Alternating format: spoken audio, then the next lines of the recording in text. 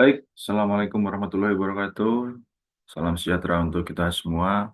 Perkenalkan, saya Rahmat Riyadi dari MJ101. Di sini saya akan mempresentasikan hasil UTS dari mata kuliah ICT Literasi, yaitu tentang penerapan TIK di berbagai sektor. Saya izin share screen terlebih dahulu. Eh,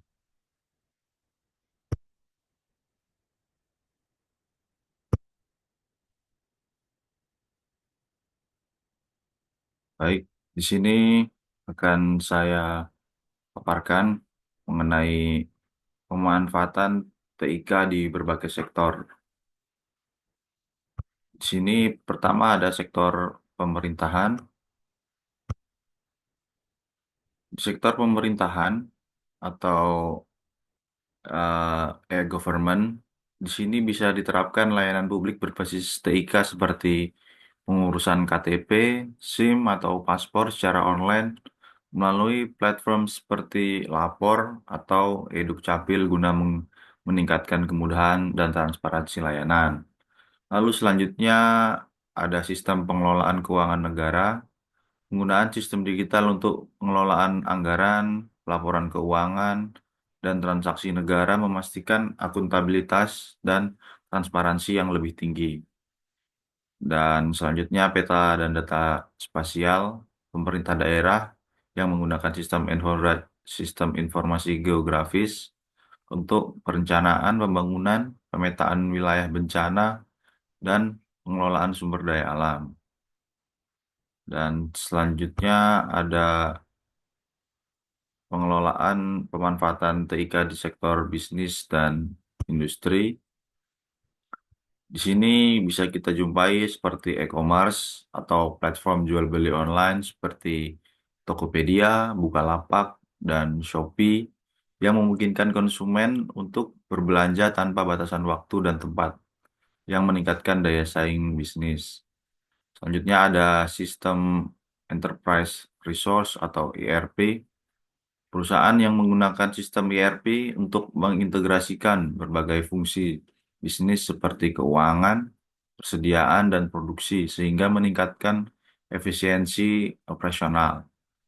Dan yang ketiga ada Internet of Things atau IoT. Penggunaan IoT untuk memantau dan mengendalikan proses produksi atau distribusi barang seperti dalam sistem manajemen rantai pasokan atau SCM atau perangkat cerdas di pabrik. Dan selanjutnya ada pemanfaatan TIK di sektor pendidikan. TIK dapat meningkatkan efisiensi dan kualitas pendidikan di semua tingkatan. Melalui pemanfaatan TIK, siswa di desa terpencil dapat mengakses sumber daya pendidikan yang bermutu, repositori digital online untuk perkuliahan, materi ajar, dan perpustakaan digital. Sistem manajemen akademik berbasis online atau cloud. Dan yang selanjutnya seperti pendidikan jarak jauh atau eh, pendidikan jarak jauh, e-learning. Pendidikan jarak jauh mengacu pada teknologi telekomunikasi yang digunakan agar siswa atau pembelajar mengakses guru atau tugas perkuliahan, ujian, dan dialog antar siswa maupun dengan pengajar dapat dilaksanakan tanpa harus bertemu secara fisik. Dengan kata lain adalah penggunaan kelas virtual dalam pendidikan dan pembelajaran. Dan selanjutnya ada pemanfaatan TIK di sektor transportasi. Biasanya di sini seperti sistem pemantauan lalu lintas yang menggunakan kamera CCTV, sensor jalan, dan aplikasi pemetaan seperti Google Maps, membantu pengelolaan lalu lintas dan memberikan informasi real time mengenai kondisi jalan. Dan selanjutnya ada aplikasi ride hailing atau platform seperti Gojek dan Grab mengubah cara orang bergerak di kota dengan menyediakan layanan transportasi berbasis aplikasi yang mudah diakses. Dan selanjutnya ada pemanfaatan TIK di bidang kesehatan. TIK dapat menjadi alat yang ampuh untuk meningkatkan kesehatan dan layanan terkait Dan TIK dapat membantu meningkatkan penyebaran informasi kesehatan masyarakat, menjembatani kesenjangan dalam konsultasi, diagnosis, dan pengobatan antara rumah sakit yang memiliki banyak sumber daya dengan kekurangan sumber daya, memfasilitasi pembelajaran, meningkatkan kemampuan untuk memantau penyakit dan masalah kesehatan lainnya, dan membuat administrasi kesehatan lebih efisien. Dengan pemanfaatan TIK, yaitu melakukan pertukaran data rekam medis pasien elektronik melalui koneksi internet rumah sakit untuk mendiagnosis dan merawat pasien di luar negeri. Yang kedua, ada efisiensi biaya rumah sakit dengan melihat tren penggunaan obat pada sistem catatan rekam medis elektronik.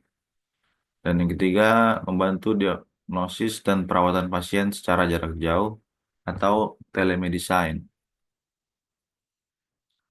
Dan selanjutnya ada pemanfaatan TIK di sektor pertanian dan keamanan pangan.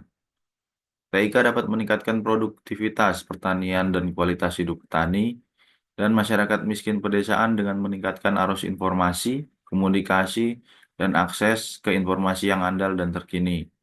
Hal ini memungkinkan pengambilan keputusan strategis oleh petani dan mencegah atau mengurangi kerugian yang disebabkan oleh perubahan iklim atau bencana alam.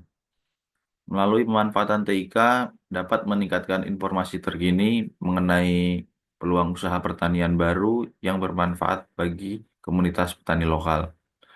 Bisa meningkatkan produksi pertanian yang menjembatani antara penelitian dan petani, dan juga meningkatkan akses terhadap modal yang dibutuhkan oleh petani. Dan selanjutnya, pemanfaatan aplikasi informasi, penerapan sejumlah aplikasi teknologi informasi seperti e-commerce, e-business, atau e-government, e-procurement, electronic data interchange, data warehouse, intranet, internet, extranet, dan lain sebagainya telah menghasilkan berbagai value yang sungguh berarti seperti perbaikan efisiensi, peningkatan efektivitas, internal kontrol yang lebih baik, penambahan sumber-sumber pendapatan, terselenggaranya proses pengambilan keputusan yang berkualitas, dan lain sebagainya. Dan penutupnya, di era globalisasi yang ditandai dengan pertumbuhan dan perkembangan informasi yang didukung dengan perkembangan dan kemajuan teknologi informasi dan komunikasi, sangat pesat berpeluang untuk menciptakan masyarakat dengan pengetahuan berbasis TIK yang memiliki keahlian mencari dan memanfaatkan informasi, berpikir kritis, dan bertindak profesional dalam memecahkan masalah.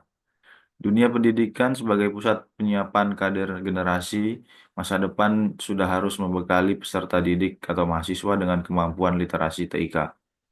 Literasi TIK merupakan salah satu faktor yang mendukung pembangunan masyarakat pengetahuan dan kunci sukses pembelajaran di era digital. Sekian yang bisa saya sampaikan. Terima kasih atas perhatiannya. Mohon maaf apabila ada salah dan kekurangan. Saya akhiri wabillahi taufiq wal hidayah. Assalamualaikum warahmatullahi wabarakatuh.